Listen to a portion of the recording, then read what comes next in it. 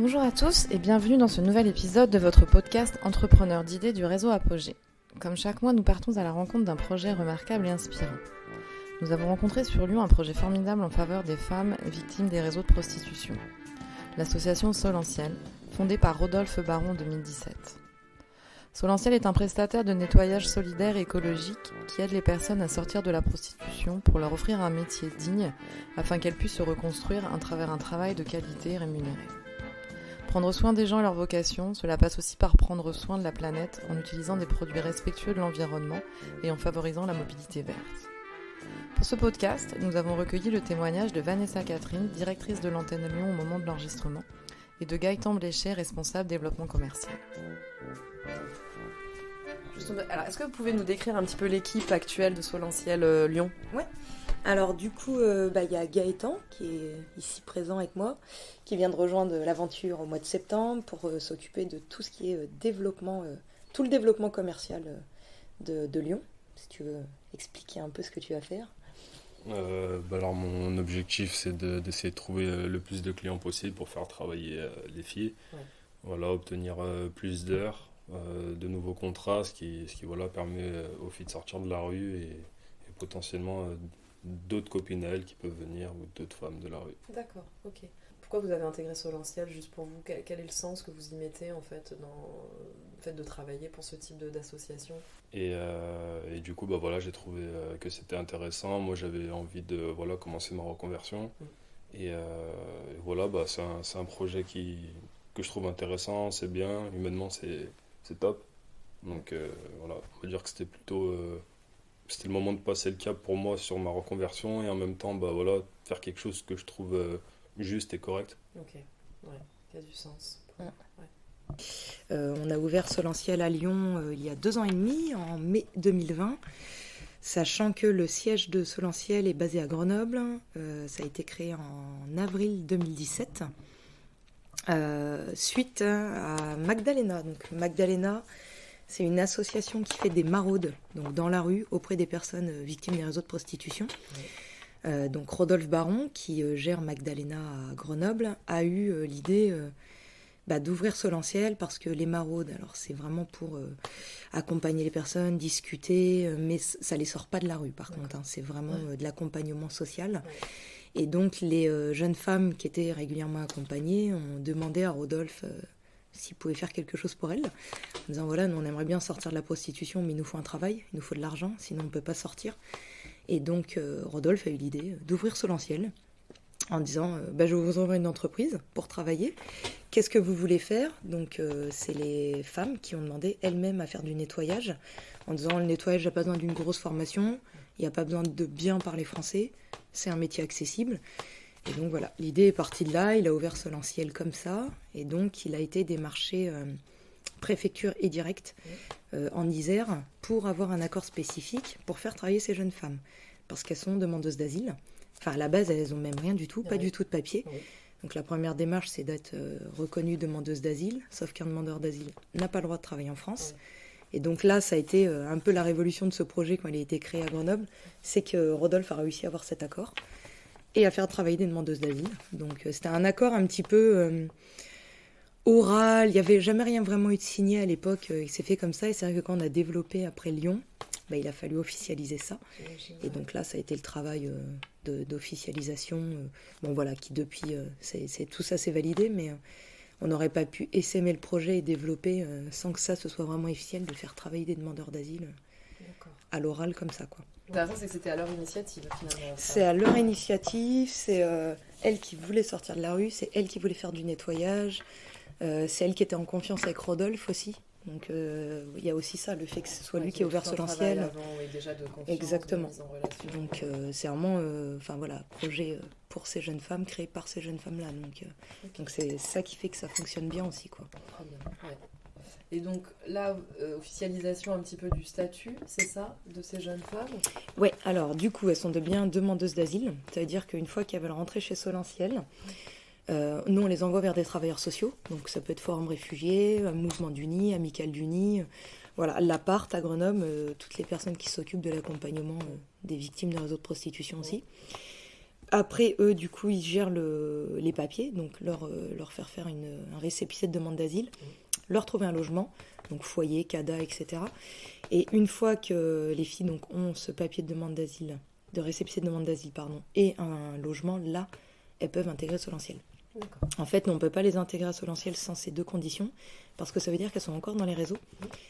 Et donc, si elles sont encore dans les réseaux, on n'a pas d'autorisation pour les faire travailler. D'accord, ok. Donc, c'est tout un process, Ouais, c'est un process qu'il faut- avant de pouvoir travailler chez Solentiel, quoi. D'accord, ok. Donc à partir du moment où elles ont établi toutes ces démarches, comment ça se passe concrètement? Il y a une formation? Ouais. Alors, du coup, elles passent comme une entreprise classique, hein. Elles vont passer un test de recrutement. Donc, elles viennent au bureau, elles passent un test de compréhension, c'est pour voir leur niveau d'écriture, de lecture, et un test technique. Donc, c'est-à-dire qu'une semaine ou 2 semaines avant, on leur envoie un petit manuel sur le ménage qu'elles devraient viser, qui est très simple, très basique, et après, elles ont un QCM sur ce manuel. Une fois qu'elles ont passé ces tests, si c'est réussi, donc 90% des fois c'est réussi, hein, elles rentrent en formation en binôme. Donc à Lyon, c'est 1 mois de formation. À Grenoble, ils le font en 2 ou 3 semaines. C'est vrai que ça dépend de l'urgence. Quand on a des urgences, qu'on a beaucoup de travail, on fait des formations un peu raccourcies, mais on essaie de faire 1 mois. Donc à travailler en binôme avec les filles qui travaillent déjà, ça leur permet de voir tous les styles de clients, donc les bureaux, les hôtels, les conciergeries. Elles apprennent avec la personne directement sur le terrain, c'est plus simple. Pendant la formation, elles apprennent aussi à utiliser le Google Agenda, le Google Maps.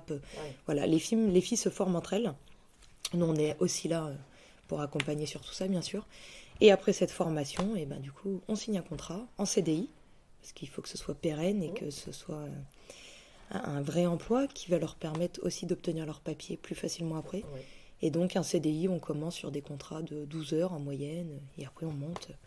Voilà, on a des 35 heures à Grenoble, à Lyon en moyenne, elles sont entre 16 et 20 heures. D'accord, ok. Et alors, en moyenne, elles restent combien de temps les filles sur ces contrats par rapport à leur... Est-ce que le contrat perdure après l'obtention des papiers, ou après elles souhaitent partir sur autre chose, ou vous avez assez de recul encore pour... Oui, on commence à avoir du recul. Alors la moyenne c'est 18 mois. 18, 24 maintenant. On pousse un peu plus. En gros, normalement, quand elles obtiennent leur papier, après, elles passent donc sur d'autres process comme le Pôle emploi, etc., qui va les accompagner pour refaire des formations, reprendre des études. Peu importe, après, elles ont leur papier. Donc, elles peuvent travailler légalement en France. Mais on les met pas à la rue. Ça veut dire qu'elles partent quand elles sont prêtes de Solentiel. Elles comprennent que quand elles partent, eh ben, ça laisse la place à une copine qui est encore dans la rue. Donc, en général, elles restent 5-6 mois chez Solentiel, le temps d'être sûres de ce qu'elles ont envie de faire après. Mais voilà, 5, 6, 7 mois, il y a des filles là qui n'ont pas du tout envie de partir pour l'instant, à Lyon par exemple. Et donc elles partent quand elles sont prêtes, quand elles ont envie, elles quittent Solentiel pour faire un autre projet. Donc on a une chargée d'insertion professionnelle, Maïlis, qui va accompagner la sortie de Solentiel aussi.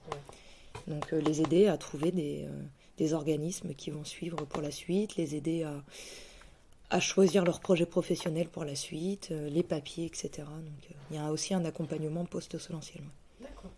Et est-ce que vous pensez qu'il y a un espèce de phénomène de sensibilisation des filles qui travaillent pour Solentiel actuellement vers les filles qui sont encore au sein des réseaux de prostitution? Complètement.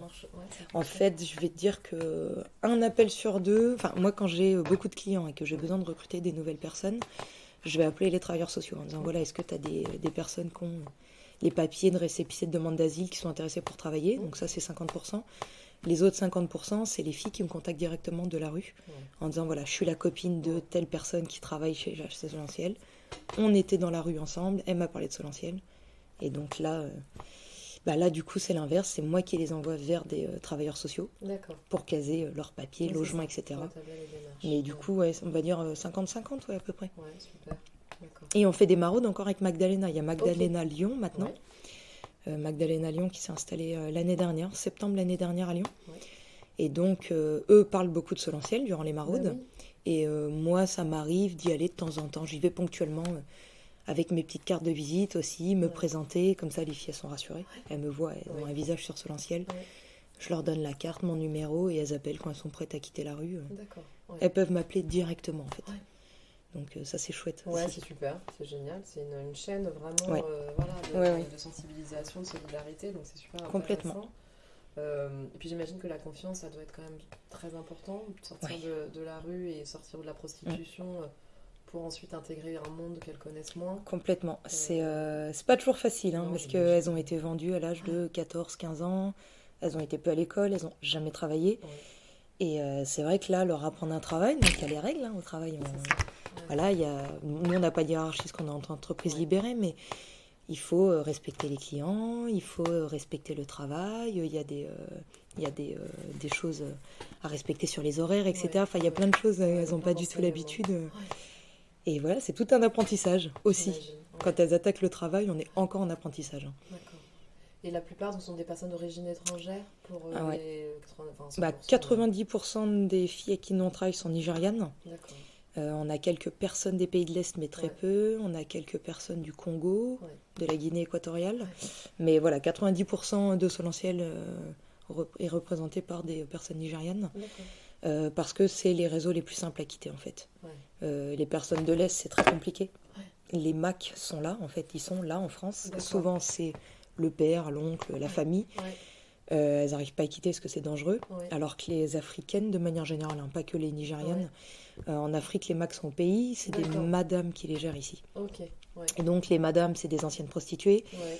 C'est moins dangereux. En fait, quand elles quittent le réseau, elles ont quand même une dot à payer, Ouais. mais c'est moins dangereux et c'est pour ça qu'on travaille qu'avec du public africain quasiment. Ouais, Quoi. d'accord. Ok. Mais voilà, on est ouvert à toutes personnes qui sont dans la rue, Ouais, bien même sûr, si c'est des ouais. Français. Ouais. Après, voilà, il faut aussi faire le pas de Ouais. quitter le réseau. Il y a de la prostitution beaucoup en France aussi, et clairement, c'est caché. Et on n'aura jamais de J'imagine, personnes ouais. françaises qui viendront Non. nous démarcher parce que Ouais. c'est beaucoup trop touchy comme sujet. Ouais, ouais. Ouais, Donc, puis c'est j'imagine compliqué que les aussi. réseaux ont leur spécificité, plus ou moins, Ouais. voilà, la Ouais, diversité n'est pas la même forcément. Complètement. Bah, c'est vraiment, Ouais. oui, là, on voit bien la différence entre les réseaux des Ouais. pays de l'Est et les réseaux Ouais. africains, par exemple. D'accord.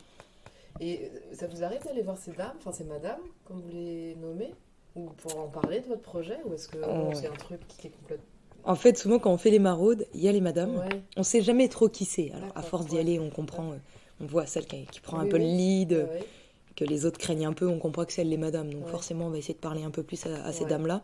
Elles se cachent pas toujours, hein, des fois, Ouais. elles le disent qu'elles sont elles-mêmes madames. Ouais. Mais on les touche comme une personne victime de prostitution, comme une autre, en Ouais, fait. ouais. Parce que c'est des anciennes victimes aussi, C'est ça. même si aujourd'hui elles sont madames. Ouais. Elles sont encore victimes, mais Oui, un de petit toute peu façon, plus elles font partie upgradées, des on va réseaux. dire. Ouais, c'est ça. Donc ouais, on essaie de les atteindre elles, mais c'est vrai qu'elles ont des caractères, c'est compliqué. Hein. Ouais. Puis elles, c'est leur beurre, en fait. Hein. Ouais, c'est ça. C'est-à-dire que les filles, si elles quittent la rue, c'est de l'argent en moins pour Ouais, elles, ouais, bien sûr. donc de l'argent en moins pour le réseau. Donc elles, c'est compliqué aussi derrière à gérer. Donc c'est toujours un petit peu touchy aussi, ça. Et c'est pour ça que Solentiel garde bien sa place d'employeur C'est ça. et que c'est bien des associations comme Magdalena ou le Mouvement du Nil, l'Amicale. Ouais, Qui vont faire des directement, maraudes. directement sur le terrain. Ouais. Ouais, ouais. Comme ça, on coupe bien Oui, c'est ça. Il y a deux cette approches et deux nécessité. métiers. Ouais, ouais, ouais.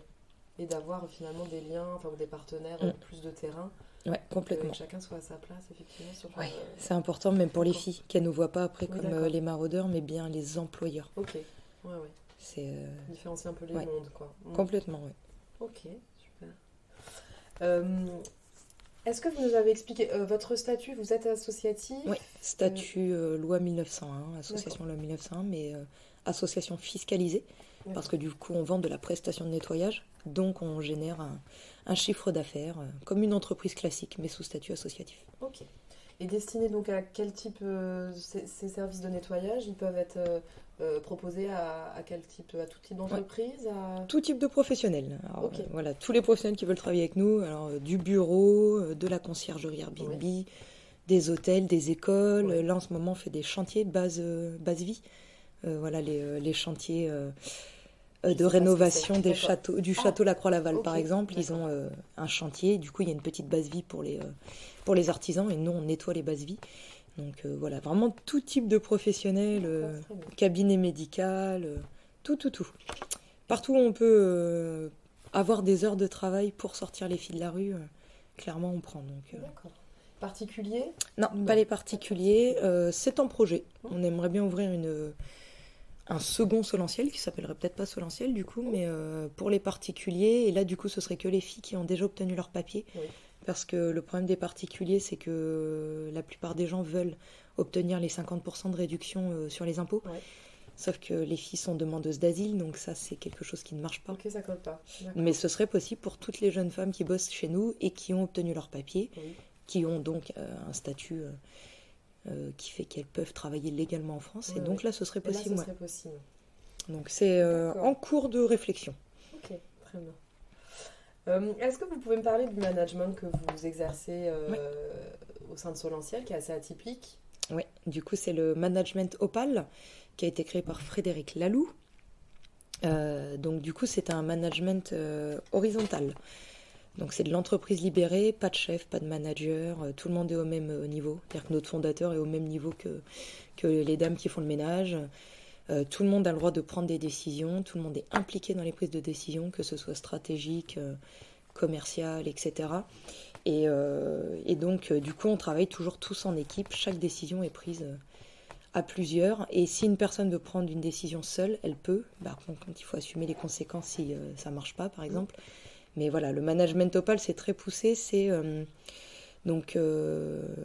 plénitude au travail, autogestion et autogouvernance. D'accord. Voilà, c'est les 3 piliers.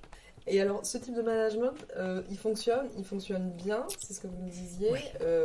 Après, quelles sont peut-être les problématiques liées à ce type de management, peut-être une histoire de je sais pas, de temporalité, c'est-à-dire qu'il faut peut-être du temps pour que ça se mette en place. Alors, ça met du temps, effectivement. Solentiel a été créé en hiérarchie pyramidale classique.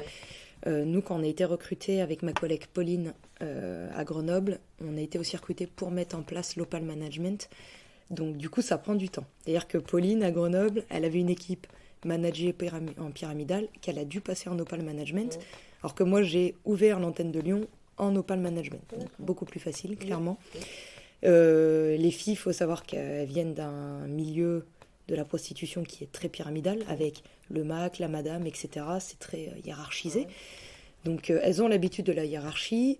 En Afrique aussi, de manière générale, c'est vrai que le management va être aussi très pyramidal.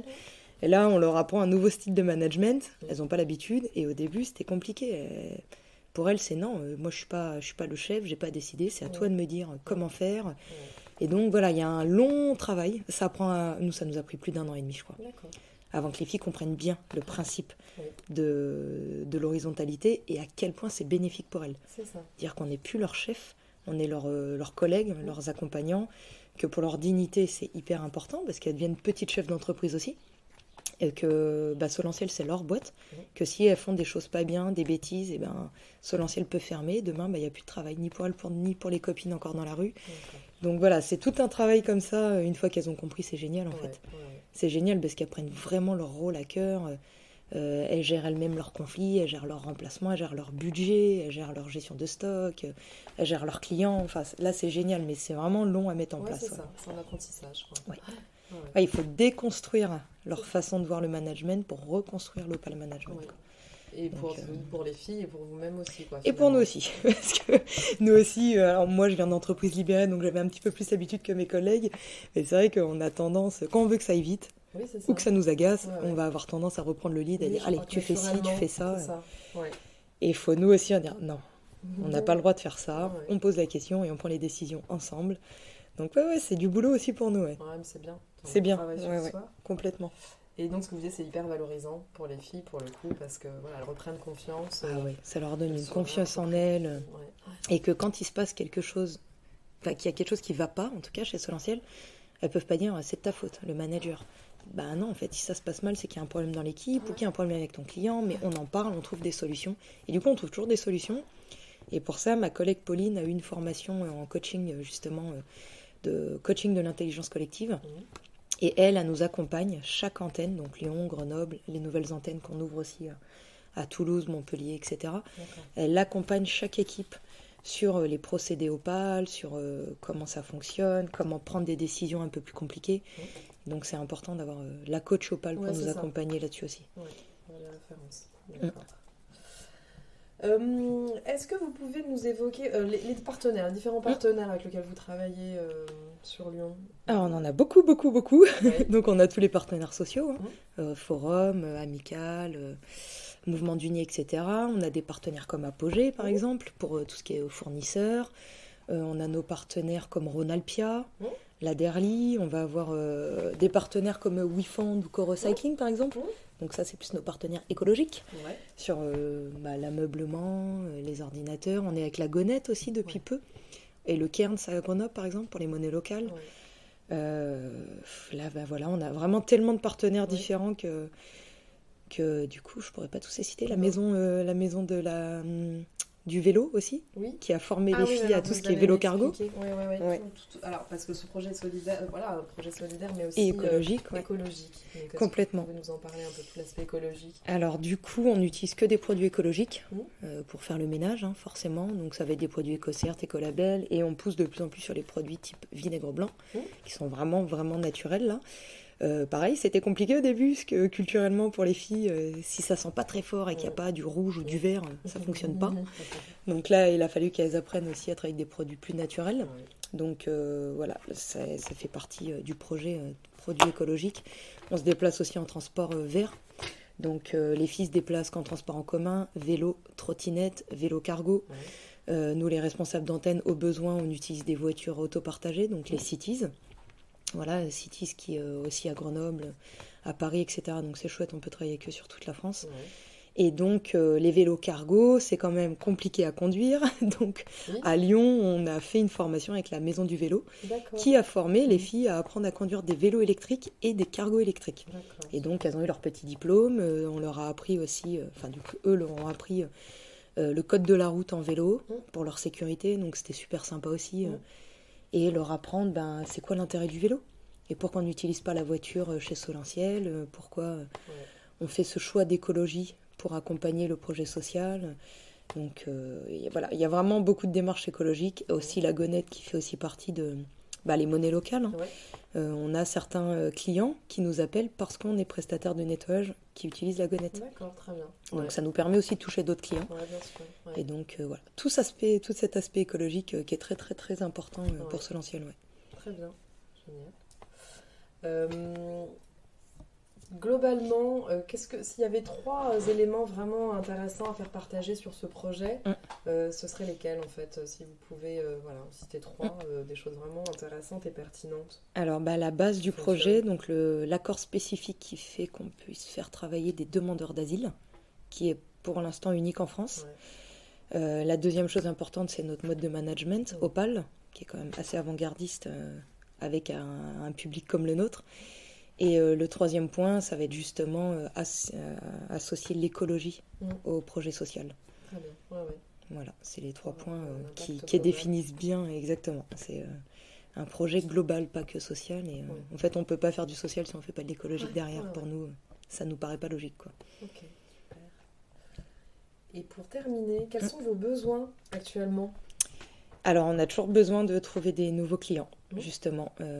C'est toujours le nerf de la guerre chez Solentiel. Plus on trouve de clients, plus on a d'heures de travail. Et plus on a d'heures de travail, plus on peut sortir de filles de la rue. Et augmenter le contrat des filles qui sont déjà en place chez Solentiel. Donc, très, très important de nous faire travailler. D'accord. Enfin, de faire travailler nos bénéficiaires. Ça marche. Comment on peut vous contacter alors, si on est une entreprise et que on nous écoute et que on a besoin de prestations de ménage, qu'on adhère à votre philosophie, comment on peut vous joindre? Alors, il y a notre site internet, donc solentiel.fr. Et après, il y a mon adresse mail, donc vanessa@solentiel.fr. Et puis voilà, sur le Facebook de Solentiel, LinkedIn, on est partout. D'accord, très bien. On mettra tous les liens de toute façon sur la description du podcast. Et merci beaucoup. Merci à vous. En tout cas, c'est un super projet. Merci. Et on espère que ça va continuer, que vous allez trouver encore de nombreux partenaires. Complètement. Et pour aider les femmes à sortir des réseaux de prostitution. Merci beaucoup. Merci. J'espère que cet épisode saura vous inspirer. Merci à Vanessa et Gaëtan pour leur témoignage. Les éléments pertinents de ces échanges que j'ai retenus sont associer l'écologie à un projet social, les vertus du management Opal et l'implication directe des bénéficiaires dans le projet. N'hésitez pas à vous rendre sur leur site pour prendre contact avec Solentiel si vous souhaitez devenir partenaire du projet.